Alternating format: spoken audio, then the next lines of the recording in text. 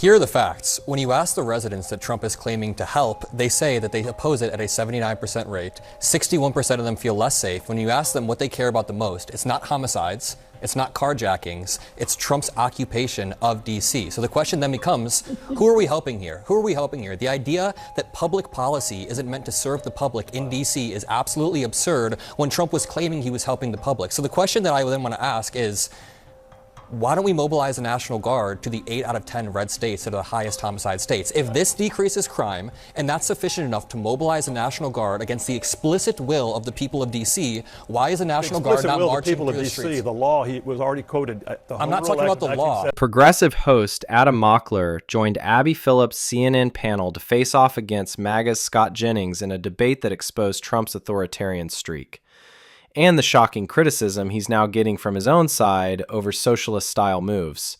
Trust me, you'll want to see this showdown. Let's dive in. You see really that this trolling of Trump and social media, which is doing gangbusters for Gavin Newsom's social media accounts, what's the pathway to actually bringing voters back to the Democratic Party? Because the internet is not real life.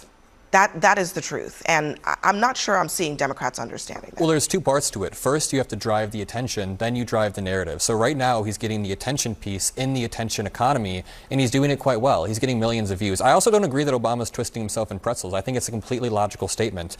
Norms in a democracy work a lot like consent. You can't have meaningful consent when only one side is engaging in that, and you can't have meaningful norms when one side is engaging. So when Obama says we're okay with temporary redistricting, that's what it is, temporary redistricting, proportional to what Texas is doing, I don't think that's very hypocritical. But when it comes to Newsom, get the attention, drive the narrative. That's what Democrats should do. I think the Democrats are hemorrhaging voters because they've chosen all the wrong constituencies. They seem to care more about illegal aliens than American citizens, violent criminals than law-abiding citizens, and the Palestinian flag more than the American flag. That is not true, and that is when you take those positions on things like that, people tend to run to the other party. And is there one mainstream Democrat that said he likes illegal immigrants over? And you know that's not necessarily Chris Van Hollen?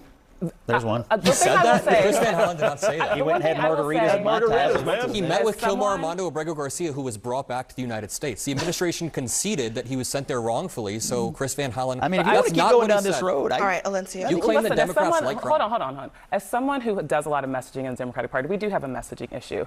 But the real thing here is that we have to go to these voters and talk to them about the pain that they are feeling before we bring the policy solution. Because we do have the policy solution. We just have to figure out a better way of listening to our voters. And I think we are in this crisis right now where we are forced to do that. And I do believe that Democrats can come back and gain these voters back. President Trump dipping his toe in the socialism pool. Some of his recent moves have the government's hands firmly involved in a number of business dealings. For example, in an unusual move, NVIDIA has agreed to give 15% of its revenue from chip sales to China to the United States government. And in June, Japan's Nippon Steel was allowed to buy out U.S. Steel, but only if the White House was granted a golden share that gives them extraordinary amounts of influence over a U.S. company. And Trump has even leveraged his tariff policy to demand investment in the United States. And just last week, he demanded Goldman Sachs replace its chief economist over their tariff predictions. And yesterday, Bloomberg reported that the administration is discussing taking a 10% share in Intel to help rescue the company. But if you think calling any of this socialism is a bridge too far, well, conservative Eric Erickson thinks that that is exactly what it is. The U.S. government would become the largest shareholder of Intel. This is actual socialism happening by a Republican administration. This is a horrible precedent. This is socialism. All of you people were freaked out about Mamdani in New York City wanting government-run grocery stores and saying the people need to seize the means of production. That's what Harold Lutnick is doing right now, saying that the government must seize the controlling interest in Intel, the means of production, in order to get government money. You can't just be against socialism when the left does it. Phil, can you respond to that? Because I think it is perplexing that conservatives would be okay with all of that. The idea that Donald Trump's not going to have influence, that's silly. He's absolutely going to have influence, but he's not weighing in and destroying the free market. He's not doing what Biden did, which is going in and trying to reshape the entire auto industry in his image.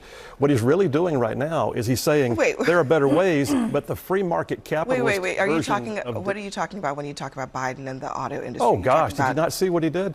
There was no demand for EVs to the extent that the Biden administration wanted, so they regulated it into existence. They funded it to make sure it had subsidies to survive. And then when the subsidies went away, the industry collapsed, which was a clear indication that industry was not ready for its day. Okay. You keep citing the free market, but politicizing companies and allocating capital politically is not the free market. Supply and demand is the free market. And you say that Biden reshaped the EV industry in his image. Oh, yeah, Trump is reshaping the entire tariff global order in his image. He's placing tariffs on countries that make no sense whatsoever. I told you had to buy a certain vegetable at the store, and if you didn't like it, it was just too bad. That was the only one you could buy. And I was going to subsidize that vegetable industry. And oh, by the way, I was going to regulate that by the time 2030 came along, that's the only vegetable you could buy. If I told you I'm going to place tariffs on every single country with no discretion whatsoever, and you're going to say he's not reshaping the global order when it comes to that? Have you seen the budget that we had last year or last month? We actually had a budget surplus for the first time ever. The tariffs are working. Sheila, hold on. Adam Mockler is absolutely right here. Phil and Scott Jennings are both twisting themselves into knots defending Donald Trump while pretending to care about the free market. For years, Scott Jennings and conservatives attacked Democrats for so-called socialism. But now, under Donald Trump, the federal government is taking equity stakes in Intel, grabbing veto power in the U.S. Steel deal, and demanding revenue from NVIDIA and AMD. That is government control, not free market capitalism. And Adam Mockler exposed exactly what's happening. Scott Jennings and Phil don't actually care about principles. The rules change every day depending on what Donald Trump says. Sheila, first of all, it is not true that you can't go to an auto dealer and buy a non-EV car. So that is not an accurate description. I said he was reshaping the market. Yeah, but you described it as if the government were telling people that they can't go get something else at the car dealership when they absolutely can. Have you seen California? But the other, you can. To have better public safety and more reasonable safety standards within Washington, D.C. So now it doesn't matter, Scott Jennings, that voters are not happy with what Trump's doing, don't feel safer, all of that. I don't care what they think. I mean, these are the same people who elected the mayor and city council that ran the city's public safety into the ground in the first place. You don't care what the residents... They don't know what's good for them. You don't care what the residents of D.C. think. I do not. I do not care one bit, and I'll tell you something else. I feel like I do remember just a couple weeks ago you were saying, well, secretly D.C. residents really want this because they know the crime is so bad. I don't now know what we they actually want. have the numbers that need. say, will Trump's federal takeover reduce violent crime? 65% say no, just 20% say yes. Do you feel like the presence of federal officers makes you feel safer, more safe, 18%, less safe, 61%? Why would they say that?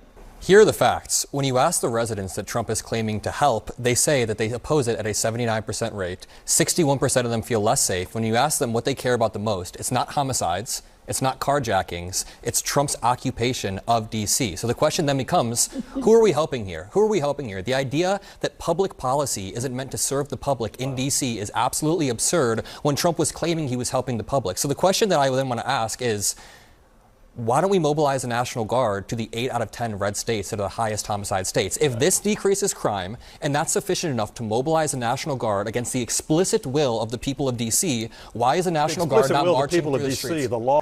But one thing, because what Adam just said was something that we asked here at the table yesterday. Why not address violence in all these other parts of the country? Not enough Democrats. I'm not saying that President Trump should do it, but all these red state governors have the ability to mobilize their National Guards within their own states. Why aren't they doing it? Right now, I don't think they feel the need to. But right even now, though the Home Rule violence Act, levels are higher in some of those states don't have a Home Rule Act, but they do have a governor. No, but they have a governor and they have a National Guard that's under the control of the government. We're talking about D.C. right now. But their cities have more crime than Washington, see the difference between our national capital and every other city. You're saying that the National Guard is a defeater of crime, but then you refuse to endorse the National Guard being put in other states. You're going to say the National Guard is lower I'm arguing that the national capital, Washington, D.C., exists in a different federal zone, as was pointed out. Yeah, but that is only it's our national as it relates capital. to I'm sorry, hold it on, is different Scott, than Memphis it or is whatever. only as it relates to Donald Trump's role in this whole thing. The when it president's comes, role. the president's, that's what I'm saying. When it comes to the rest of the country, governors have the. I'll let you get it. Governors have the authority to do what Trump is doing, and Adam Mockler and Abby Phillip pressed Scott Jennings and Phil with the facts, and the facts don't lie. Washington, D.C. is not the violent war zone that Donald Trump and Scott Jennings want you to believe.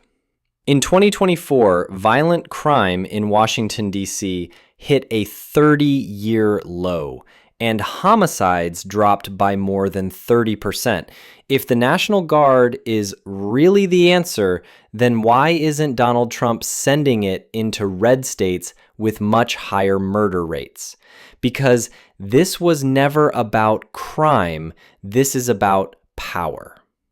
Adam Mockler and Abby Phillip showed the truth, while Scott Jennings admitted on live television that he doesn't care what the people of Washington, D.C. think. That's not democracy, that's authoritarianism. So what do you think?